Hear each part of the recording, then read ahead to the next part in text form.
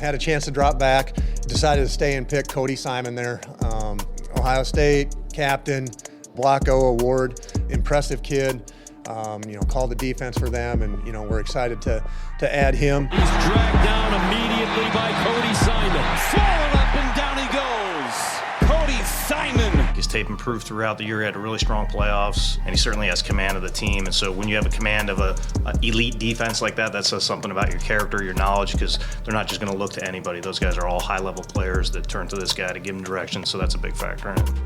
Assistant GM Dave Sears, preceded by General Manager Monty Ossenfort, talking about a player who was called the heartbeat of his most recent team.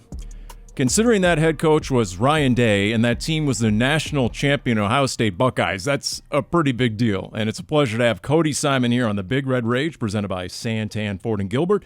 We are Santan Ford. Cody, how you doing about a month into your Arizona tenure so far? It's going great. It's a great transition, and everyone's been really open with welcome arms here, and it's been a great time. You learned anything about Arizona? Have you run into a scorpion yet or a rattler? It's over 100 degrees now. How's that going? Yeah, the first thing I learned was definitely the heat, and I've been trying to avoid all the scorpions and all the spiders out here. But you know what? All right, so right off the bat, it's interesting. You look at some of your scouting reports, at least what the draft analysts had to say, right? True or false? You were a late bloomer at Ohio State. That was a common two-word phrase attached to you. Yeah, I would say the public eye was a late bloomer, but I mean, my path has been consistent, and I just try to get better every day. Did you get better over the course of last season, considering you were the defensive MVP against Oregon in the playoffs, defensive MVP in the title game? Do you think like your performance is slowly ratcheted up? Yeah, I mean, I felt like when the moment got bigger, I tried to play my best, and you get those opportunities and you go make those plays, and good things happen. So I think that was a result of me just doing my job and being in the right position. All right, here's another true-false. I think if I remember right, you listed one of your biggest strengths as instincts. Yes, sir. And what do you attribute that to? How much of that is just inherent DNA, and how much of that is film work, for example? Yeah, I think it's a little bit of both. I mean, football, you can refer to it as a kid's game, and you're just going out there playing ball, and I think linebacker can be one of those most pure moments of football. It's just trying to find the ball. And I think that's such an underrated point about linebackers, just being in and around the ball and trying to make a play and tackle. And then you got the film side of it where you got to study. You got to know, this tendency versus this tendency. Where can this running back go? And I think I had a good balance of it last year, and it helped me a lot towards the end of the season and really be able to make some plays. Cody Simon, our guest, because as a middle linebacker, if you're taking a false step, you're behind. Right? I mean, It's interesting. One of my favorite Cardinals rookies of all time, Tyrann Mathieu, ran a 4.5. He came out first week of practice out here, and it was a little different back then. It was more 11 on 11. They got after it a little bit more 10 years ago or so. But guys talked about his instincts were so elite, he played like he ran a 4.3. So what can that do for your game? If your instincts are that good, what can that do for you as a middle linebacker? It gives you confidence. It gives you the ability to, take more calculated chances. And speaking of Tyrann Mathieu, like he was the ultimate instinct, and he can find a play before it even starts and make a play. He was one of my favorite players growing up too. But just guys like that, you try to use your context clues when you're in your film room, and then you make educated guesses. And for when you're aggressive, more times than not, you're going to be right, and you just got to keep playing hard and keep finding the path. Speaking of this defense, have you been able to tell what sort of scheme fit do you think you might be for Nick Rallis and Jonathan Gannon? Do you know enough to know yet?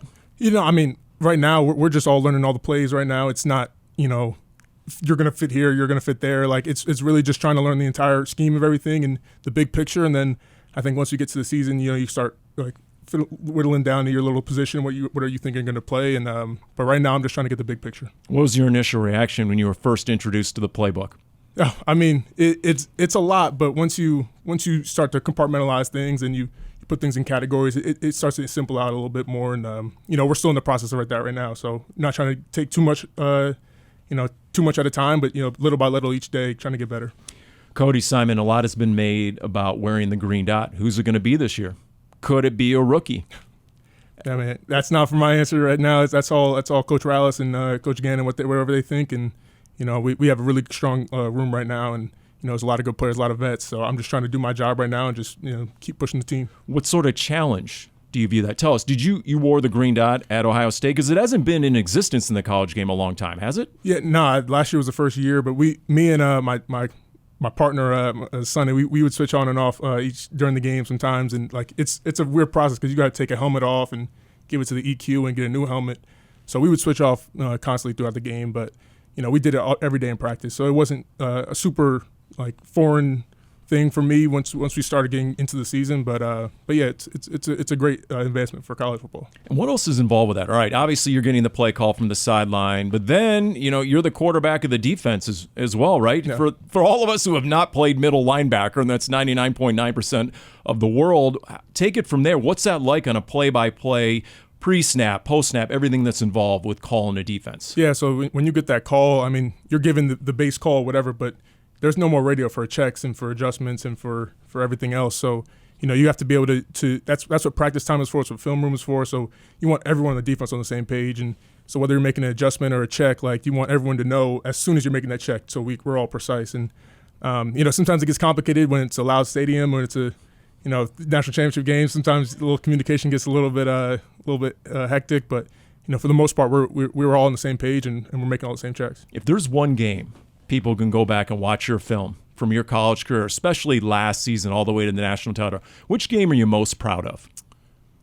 I would probably say the Rose Bowl in Oregon. The first time we played them, I never got to I didn't get to play. I had to get surgery on my shoulder. And so that was my first time playing at the Rose Bowl, and it was to a team we lost to. And, there was a lot of emotion kind of pent up in that game a little bit because, you want to have something to speak about the season for, and we didn't want to end it out in California. So I think just as a defense and as a team, and then personally, I think we were at the top of our game at that game, and we played really well, and we were able to get to a big lead, and that helped us out. And the rest is really history. But I think that game was really important. And I look back at some of those moments, and those are some of my favorite moments in college. Just being with the team out there, even before the game, after the game, and in the game too. But that was just a great time. Cody Simon, our guest in the Big Red Rage, Ohio State's leading tackler last year. So you play in a Rose Bowl, you play in a national title game.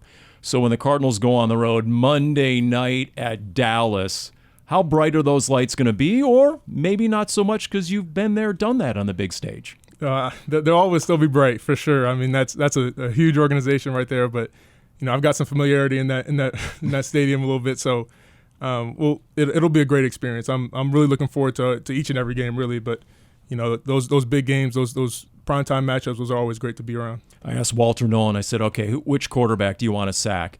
Is there a player you look forward to competing against, whether it's the 49ers and Christian McCaffrey? Week 1 at New Orleans, Alvin Kamara.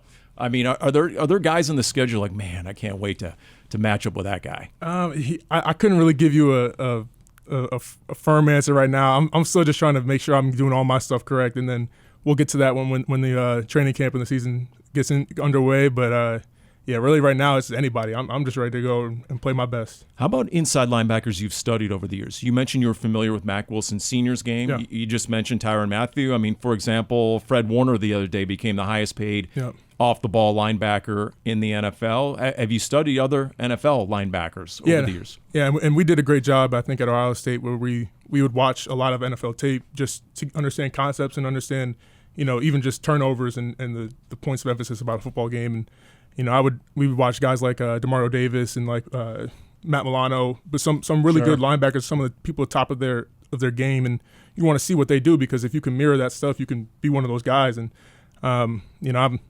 I've watched a lot of great linebackers, and I just try to take little pieces and parts of everybody's game and make it my own, and that's pretty much what I've been doing now. We've been talking with the rookies about making the jump to the NFL, and we're on board with Cody Simon right now. How about making the jump from high school to an Ohio State practice? Marvin Harrison Jr. was sitting right there a year ago. He said as a young guy, he would compete in the room, and they had a board in the room, all the receivers in the Ohio State receiver room, and it was Jackson Smith and Jigma, Garrett Wilson, Chris Olave, like Jamison Williams was there for a moment before he transferred to Alabama. That's crazy. That's 5 first-round receivers. What is practice like at Ohio State? Yeah, the best way I could describe it was that I had to be on every little thing in my outside life to even have a chance with those guys. And, so that made me better as a player, though, because that made me take care of all the little things. Because when you go on the field, you see these 4- and 5-star receivers, and it's like fireworks, and they're catching everything, and they're moving fast. So, even the guy JJ we had last year, like these guys are freaks of nature. So you got to be on your everything on your best and just be ready to compete and to bring your best foot. What do you think of Marvin putting on the muscle mass? It's pretty impressive. I'm excited for him. I think he's gonna have a really great year, actually.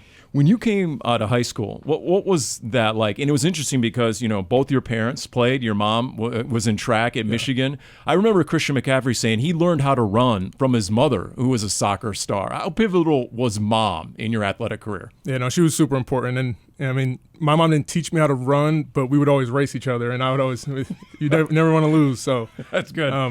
I guess you could say she taught me how to run fast, but she was really important in my growing up, and whether it was track, whether it was football, basketball, like my parents were always there for me, and my mom especially. And then obviously my brother was probably the biggest impact in my athletic career, where I was always comparing myself to him and trying to be better because he was an excellent player. So that's really what my growing up and my upbringing was really like. Jersey City, right? So at any point you play basketball for a member of the Hurley family, right? That's synonymous with Jersey City.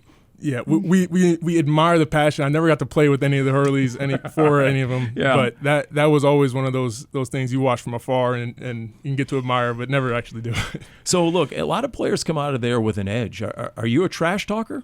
No, I mean my job is I focus on the play at hand, and I let my play doing the talking, and then I don't really want to get involved with all the other stuff. But when you make big plays, you let them feel it. Emotion. They feel emotion. So. I'm not a big trash talker, but I'm a really emotional player. There's a stat where you're like one of a handful of linebackers in the last 10 years to have so many tackles for losses, quarterback sacks.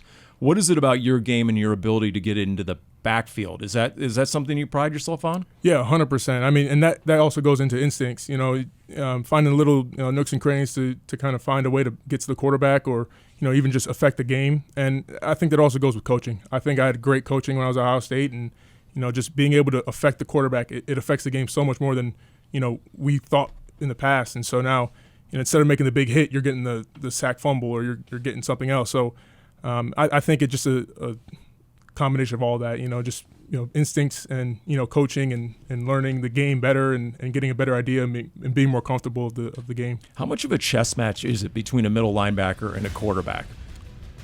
I mean, it is a chess game, and the more you can be out there together and play against each other, I think that really helps, and you can see each little change during the game, and really get a feel for the quarterback. Because it's always interesting. Guys rave about Kyle Shanahan. You play him twice a year with the Niners. Sean McVay and the Rams, right? They always have something. There's always some sort of wrinkle, and they make a defense think. So, 4-time academic All Big Ten. So you know what? We'll see. We'll come on in. We look forward to it. We really do. I do as well. It's going to be a good time this season. Have you had a welcome to the NFL moment? When you're out there with Budda Baker, you're like, wow, that's pretty cool as well, right? Yeah, it shows you got a long way to go, but I mean, he's with the top of the game right now. Cody Simon, everyone. We continue with a Big Red Rage presented by Santan Ford in Gilbert.